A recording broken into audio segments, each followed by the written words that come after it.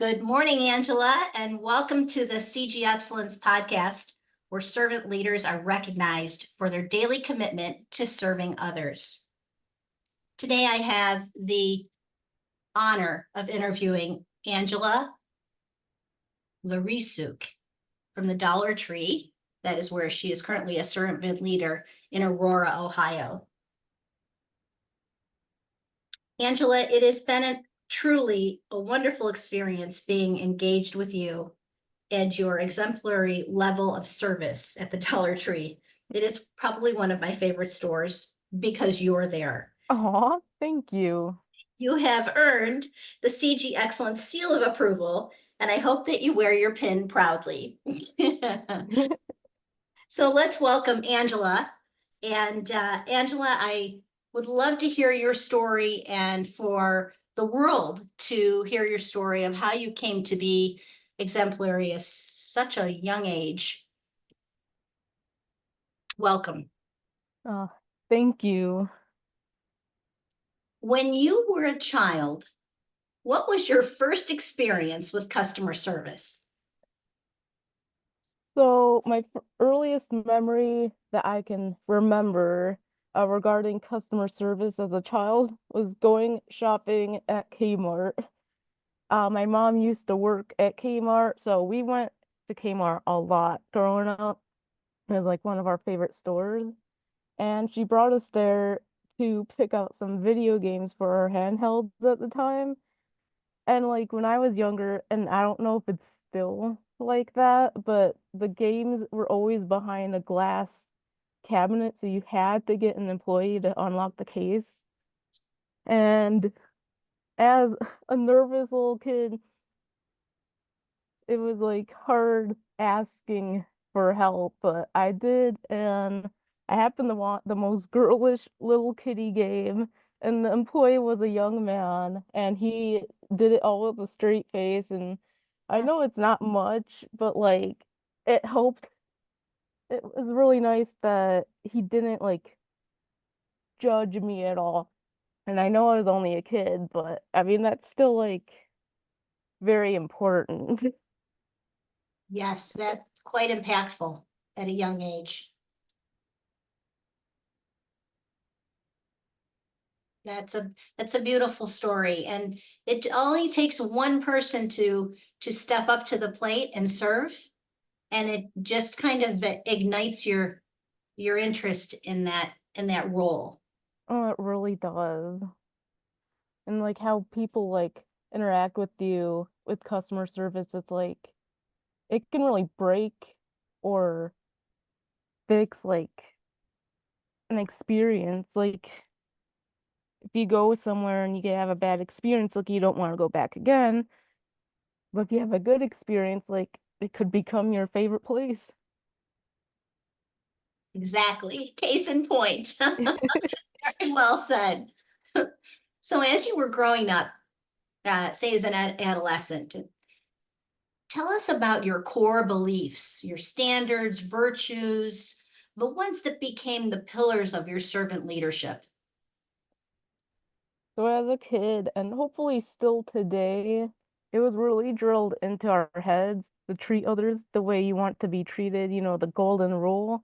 And if anything, that's like the pillar of what I do, because it's like you want to be treated good and as, working, you don't want to be treated bad by like an employee or anything. It's like we don't want to be treated bad either. So it's like I treat people the way I want to be treated, which is good. And it's kind of like the main thing when it comes to my job and just life in general, honestly.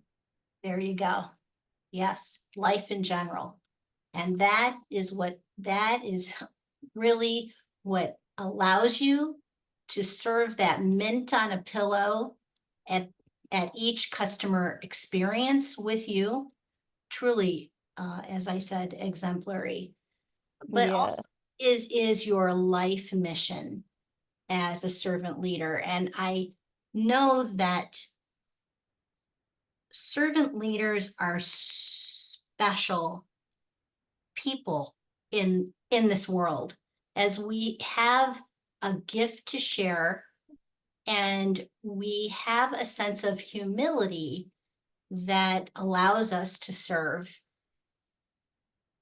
Tell me, does that give you, tell me how you feel when you deliver the service? I mean, you have maybe 3 minutes with every interaction to Hmm. not only sell the product, but also make sure that customer is smiling at the end of the experience.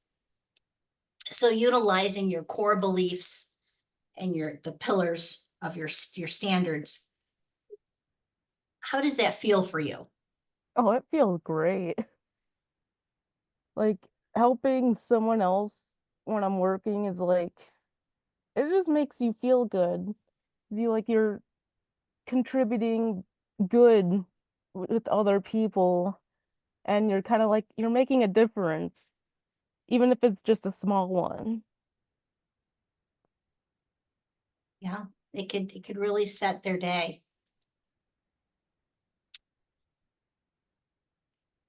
Angela, please tell us about your first role model that inspired you to become a servant leader. So my first role model would have to be my mom. Not only because she worked retail when she was younger, but also, as most people go through life and stuff, their parents always encourage them to get a job, and it was my first summer break from college that she uh, encouraged me to get a summer job, and that's kind of how I ended up where I was.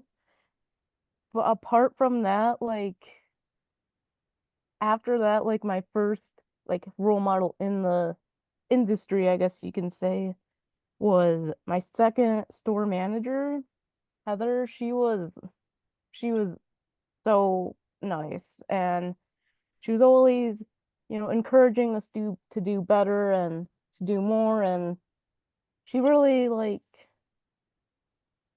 awarded her us with her kindness and stuff because uh, I don't know, her and I clicked and she really encouraged me to be better. And I think that's like where everything started for me anyway. Do you think that in your role, you help others be better as Heather did for you? I would say yes, because I do set like an example, and I feel like it's not just me, of course, like everyone I work with is just amazing, but like I help show customers that we're really good in our role and how we treat other people and how we perform our service. Yeah, it's truly, truly intrinsic. And what I'm seeing and what I'm hearing, seeing as I've experienced and what I'm hearing from you, is that it really does matter the culture that you are engaged in. It really, really does. Like I would not be where I am today without the people I work with. Yeah, there you have it. Angela, what was that you touched on this a bit? What was your very first customer service role? And did that impact your life path?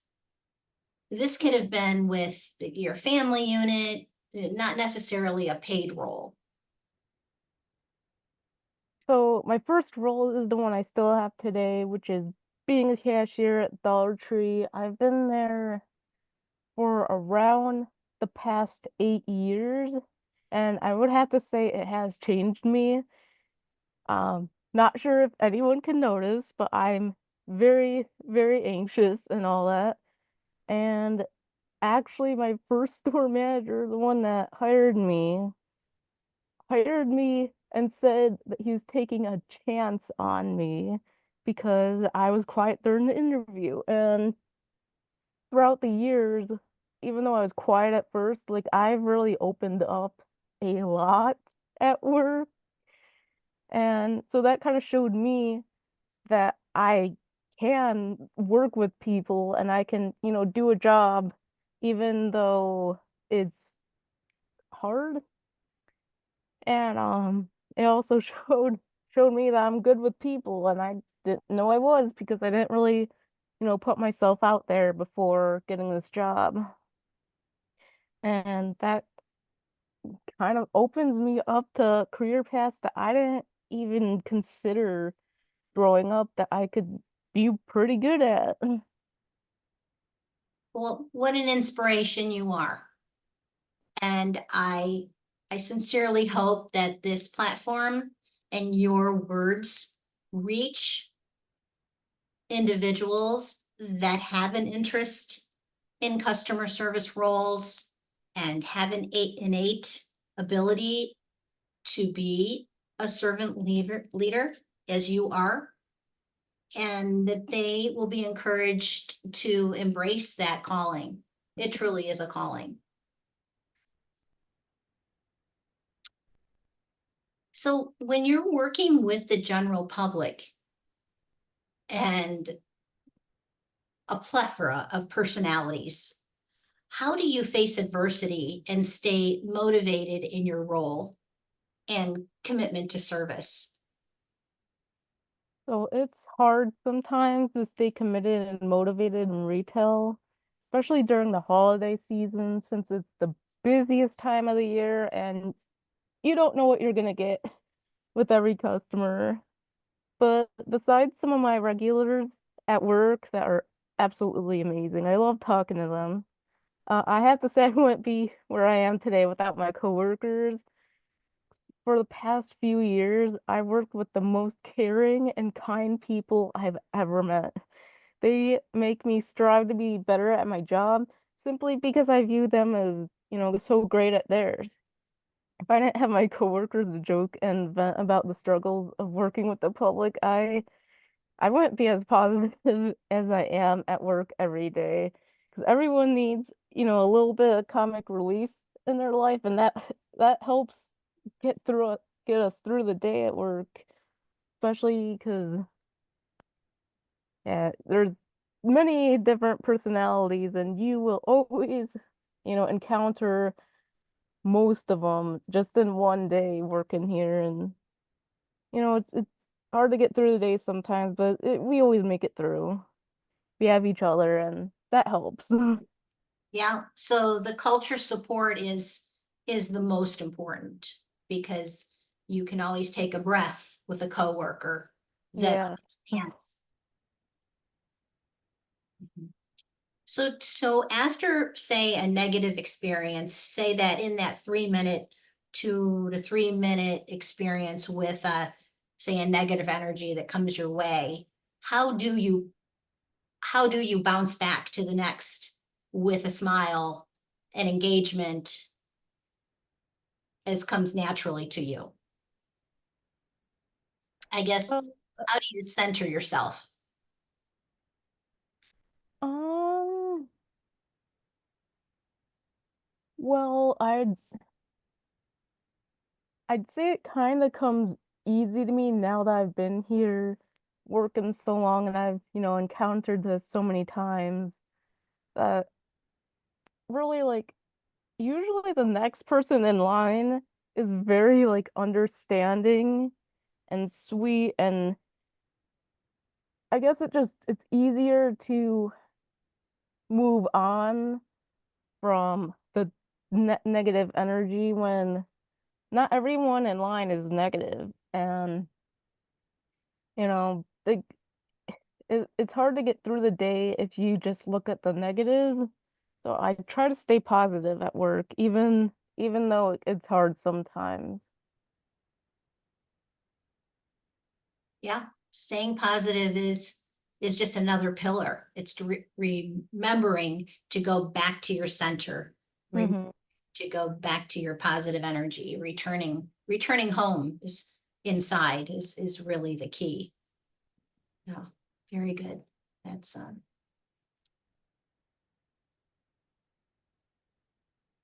just wonderful, Angela.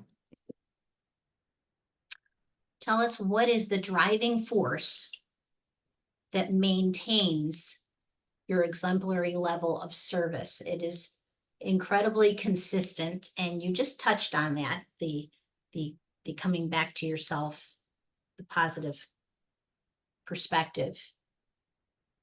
Mm-hmm. Yeah, Date, definitely. it's it's a grind. Oh, it truly is. Because one of my driving forces is that we want our store to be the best it can be. And when customers come in and say we're the cleanest and friendliest store they've been to, it's like the nicest feeling that you can get. And, I want to help keep our store the best it can be. And so I'll continue to be the best I can be every day. And yeah, like if, we all have our bad days, but you just pick ourselves up and keep going. Like it's it's easy to be positive when you do have that really good work environment, and you do have a lot of nice customers out there to help keep you going. Yeah, yeah.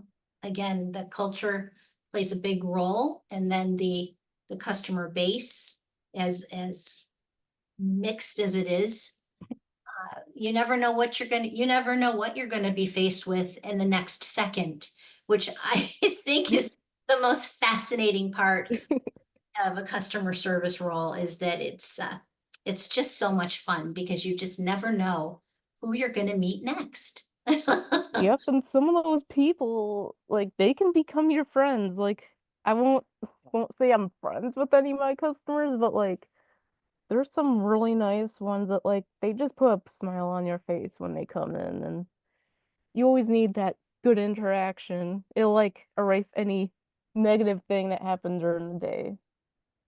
Yeah, and that's just how it's reciprocated. It's the energy that you are pouring out that's coming back to you. So that is truly awesome. Angela, where is your happy place? How do you recharge every day? I have to say my happy place is home. I love to craft and crochet, play video games, all those things I do to recharge. And just staying home lets me recharge my social battery that, drains when you work, well, probably any job, but definitely customer service. Um, I guess that you could say I'm a homebody. Yeah, that's the most important place to recharge, where you are safe and comfortable. And I would say meditation with that, there's so many different ways to meditate, but that could be where you recharge, because you just come back every single day with that positive mindset and the drive to ensure that each person is smiling as they leave your register. It's an incredible experience. Yes, definitely. Tell us about your other passions and skills. What would you like to expand? Well, you know me as, your friendly cashier at the local Dollar Tree, but I actually went to college for photography and currently have a small business called Skittish Boutique where I sell handmade goods like soap and jewelry. I do all my own photography and photo editing, and that's like the main skill I have like in like the creative space. Oh, And like that's something like eventually I'd like to, do a bit more of. And may I ask, what is it that inspired you to, well, let's go with the craft side, in the craft business. What inspired you to engage? Well, I'd say, well, my love of the craft, of course, and like I just have so many like interests in that kind of stuff, and I like to buy from other handmade sellers. It's nice to support other small businesses, and I kind of just wanted to try it for myself, and it's also like a good way to like de-stress because then I can make all this craft stuff, but like what am I gonna do with it? So being able to put it up for sale, like even if it doesn't sell, like it lets me make more stuff so that I can unwind, de-stress, and then, hopefully I can make something out of it. Well, that is so beautifully said, because that in itself is a meditation. That in itself is your recharge. And look at the beauty that comes out of that recharge. It's like recycling your energy and you're making something in 3D. Yes, exactly. That's beautiful. And tell us about the photography. I'm fascinated with that skill. So growing up, like I was like a really talented artist even when I was very young. Like I don't remember any of that, but I apparently got a lot of compliments and stuff, and like that, I guess that didn't really matter because I enjoyed it so much. But like growing up, I always wanted to be like a painter or just any kind of like artist that, pencil and paper, paint and paper. But I realized that it's really hard to get into that space and make a living off of it. So I kind of went to photography because it's basically like the same thing, except, using technology. Because all the like artistic rules that apply to traditional art apply to photography as well. And I figured, well, I can bring my physical art to like the digital side. Incredible. That is an up leveling. I do see that as an up leveling for you, but I would recommend that you not lose sight of your painting abilities. Oh, I haven't. Trust me. I still paint and draw all the time. It's just another way to de-stress. That is so beautiful. I just I love I love your lifestyle because it's all giving. You are so generous in your energy in many, many facets, not just in one, not just in going to a job, but also giving your full self, recycling your energy into something beautiful that people can enjoy. So you are through and through a servant leader, Angela. Well, thank you. When you look at your life in the next 1 to 5 years, what does that look like for you? And what kind of a role would you like to be engaged in? So I would like in the next few years to kind of, promote myself, see if I can get my business off the ground so that I can work for myself and be able to like control my business and spread that positivity. But if I couldn't do that, I've been looking for like a customer service job with like a small photography studio or something.